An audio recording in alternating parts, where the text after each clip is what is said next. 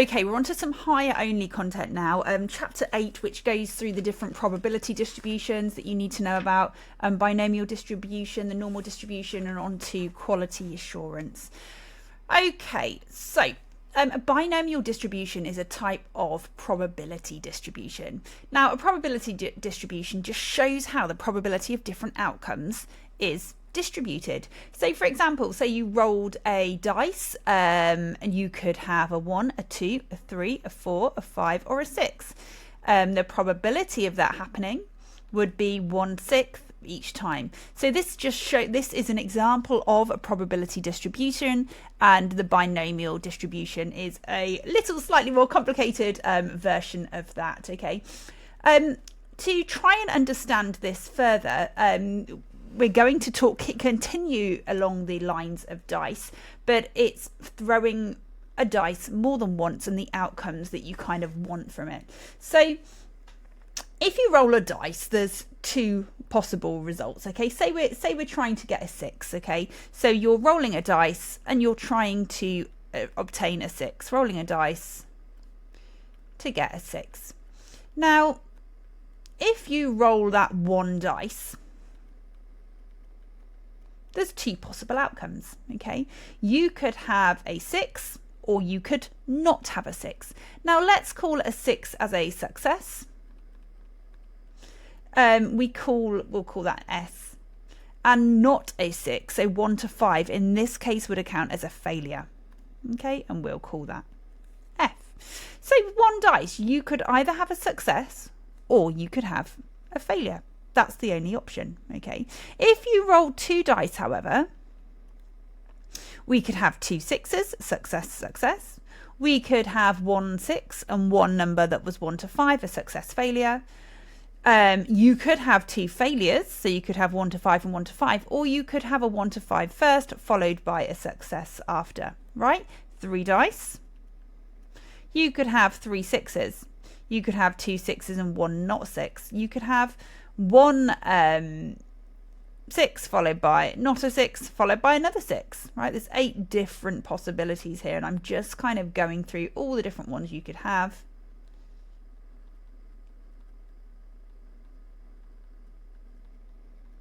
Okay, so they are all the outcomes if you rolled 3 dice and you wanted to get a 6. Now, you can see it begins to get more complicated, and with binomial distribution we can start to kind of bring this together a little bit. Now, if the order of successes and failures isn't important, right, then these results like SSF would be exactly the same as SFS, okay, which would be exactly the same if we had, oh sorry, I've just missed one there, haven't I? If we had FSS there. So I'm just going to start to combine them together, and you'll start to see the binomial distribution kind of appear. So if we had 1 dice, you could have 1 success, 1 failure. If you have 2 dice, you could have 2 successes. You could have 2 ways of getting 1 success, 1 failure. Look, just going to highlight that. That would be 1 success, 1 failure. There's 2 ways of getting that, and there's 1 way of getting 2 failures. 3 dice. There's 1 way of getting 3 successes. Now there's actually 3 ways, as we've highlighted, of getting 2 successes, 1 failure. And also there are 3 ways of getting 2 failures, 1 success. And then there's 1 way of getting a failure, a failure, a failure. And it continues for 4 dice and 5 dice, okay? Now, if we, this time, rather than label the probability of a success as S in the binomial distribution, this is effectively the start of the binomial distribution, but rather than use success as a S, we're actually going to use P. Rather than use failure as an F, we're going to use Q, okay? So I'm going to rewrite this again.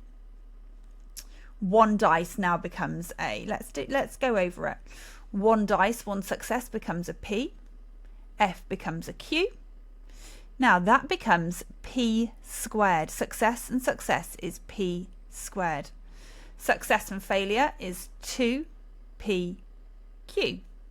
Failure is q squared. Let's just rub those out and make that a little bit clearer. So we had success, failure, 2 successes, 2 ways of getting a success and failure, 1 way of getting 2 failures. And why are we multiplying them together? Because the probability of these events happening, of 2 events happening, the AND rule, you multiply them together. Okay, success and success, you'd multiply a 6th times a 6th.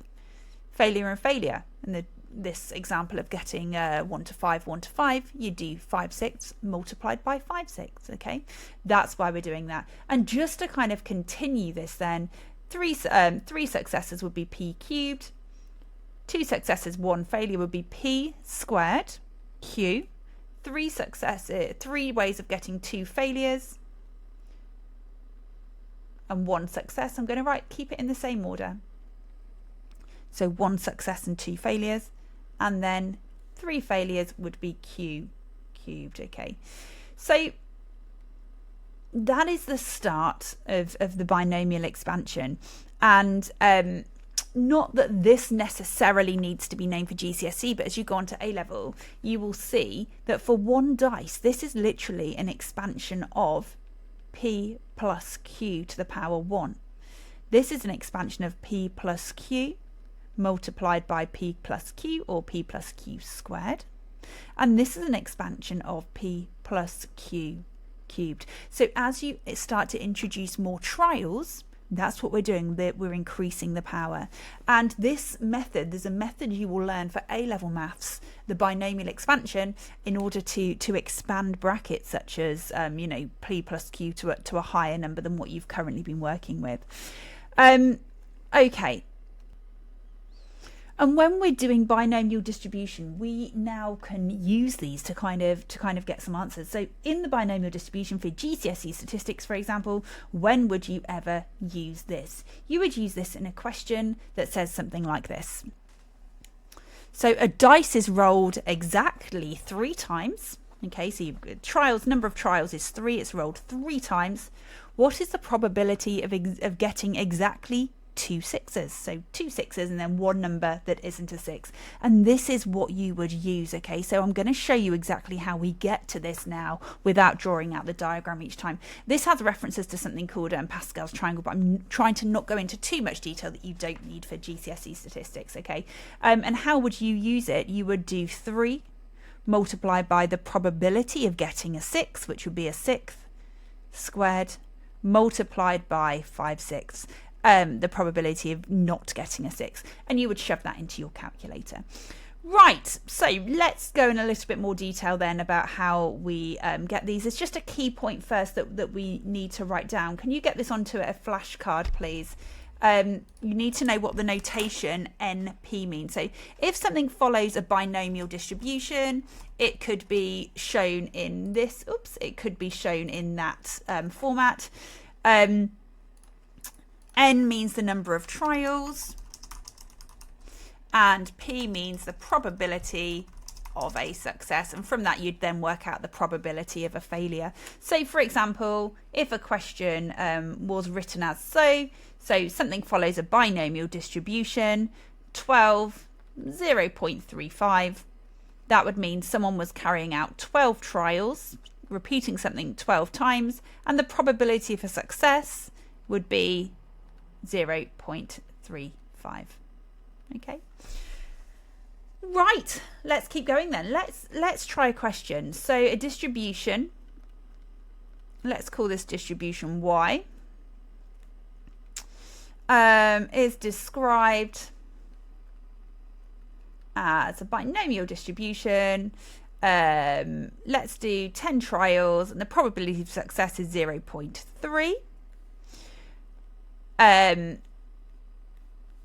Okay, we don't even know what this is based on, but let's just see how we're going to use it. I want exactly 3 successes.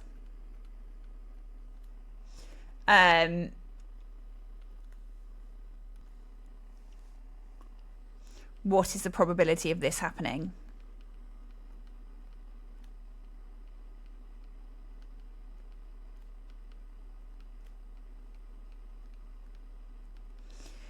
Right, remember we're using the notation P and Q, okay, for success and failure. So I'm just going to write down P for a success is equal to, well, we got that there in the question, is 0.3, and Q, therefore, my failure is going to be 0.7. Now, if we want 3 successes, that means we want P cubed. Success, success, success. But if there's 10 trials in total, how many failures are we going to have? 3 successes must mean 7 failures. So that's going to be Q to the power 7. Now, the only thing I haven't shown you how to work out is the coefficient of these. How many ways can that happen effectively? As we were doing in this previous diagram here, we had a number in front of the letters, and that was the number of times that could happen. How many ways could you have 3 successes and 7 failures? So pre-2018, you'd be given kind of an expansion of b to the power 10, so you could figure that out. You're not given that anymore. So any past exam questions that you're doing with that you can't use. I'm going to introduce you to a new button on your calculator, and the calculator button is called NCR. Okay, the NCR button. And it's the choose button effectively. We're gonna choose how many successes we want. So it is just here, look on mine above the division sign, NCR. Now N stands for how many trials, and we're choosing 3. That's the number of successes, okay? Oh, I should write successes on there. So I'm going to type in 10, choose 3. And that's the one that's going to be at the front. So 10, press the button, NCR, and then 3 equals, and that will give us 120. There's 120 different combinations of getting 3 successes and 7 failures. Now, what does the P stand for? The P is the probability for success, which is 0.3. So into our calculator, we're typing 120 multiplied by 0.3 cubed, multiplied by 7 failures is going to be 0.7 to the power of 7. In it goes. So 120 multiplied by 0.3 cubed, multiplied by 0.7 to the power of 7, and that gives us 3 decimal places, 0.267. Okay, 0.267 to 3 decimal places. Just going to check. Yeah. Okay, so that's how we do a question. There's a couple more key points that we need to get down. One of the key questions that comes up often is when can we use a binomial distribution? So that's just something we're going to cover next. So the binomial distribution is a suitable model to calculate probability if the following conditions are met. You have to have a fixed number of trials. What that means is the question will say someone is rolling a dice 5 times, okay, or someone is picking 6 counters from a bag. The number of trials is the number of times the event is happening, okay. The second one, this is really important, the trials have to be independent. Now that means that if you roll a 6 on one dice, the probability of you rolling a 6 on the second dice doesn't work. If we're assuming we're getting 2 successes and we're assuming a 6th for both one, in the dice example, then it has to be a 6th. One can't affect the other, so they're completely independent from each other. And then number 3, there are only 2 possible outcomes, okay? There are only 2 possible outcomes for each trial. Now, remember, this is the success and the failure. Okay, it obviously won't work other ways. Now, when this question pops up, it will sometimes give you a question and say, why is this suitable for a binomial distribution? So it will give you a situation and it will say why. You have to link it back to the question, okay? So make sure you do that. We will practice that shortly. Right, okay, so let's have a look at a couple more questions. So 3 people in 10 will catch a cold this winter. In a group of 8 people, calculate the probability that 1 person catches a cold this winter. Just go back to your 3 things. The fixed number of trials that we're talking about 8 people. The trials are independent. It's always going to be a 3/10 chance. There are only 2 possible outcomes. You can either catch a cold or you can't. Okay. So 3 in 10 people will catch a cold this winter. Let's say P is equal to 3/10. We'll call that a success of catching a cold. And Q is going to be 7/10. Okay, you could write it as 0.3 and 0.7 if it's easier to put into the calculator. So here we go. N is 8. There's 8 people. And we want the probability of Q being 1. We want 1 success. Okay, so P is 1 then. We want 1 success. So how many failures are you going to have? How many people are not going to catch a cold? It's going to be 7.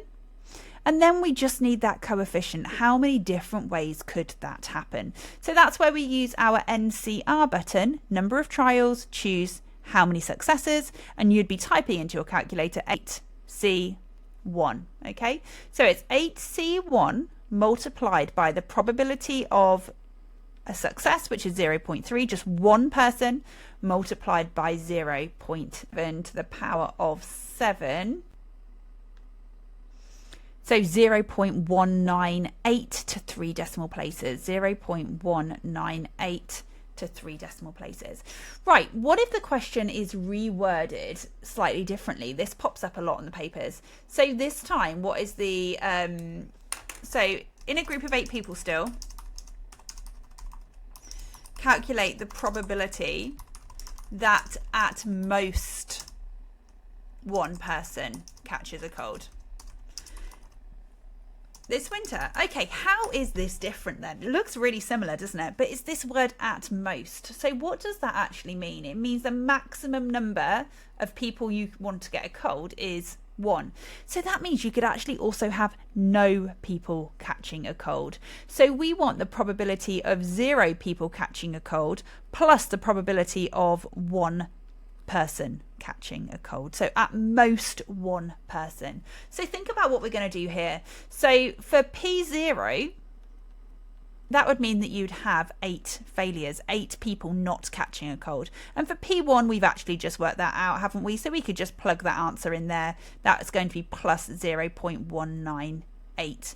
Now, I would probably now leave that actually rolling in the calculator. I would use that value there. And I would just simply press add the new probability once we've worked it out. So probability, so we want number of trials is C, choose 0 successes, 8 choose 0, P to the 0, Q to the 8, which would be 8 choose 0, P is 3/10, isn't it? So 0.3 to the power 0 is nothing, and 0.7 to the power of 8. Plus 0.198. So I'm just going to put this part into the calculator. We're adding 8 C0 to, let's put that in brackets, times 0.7 to the power of 8.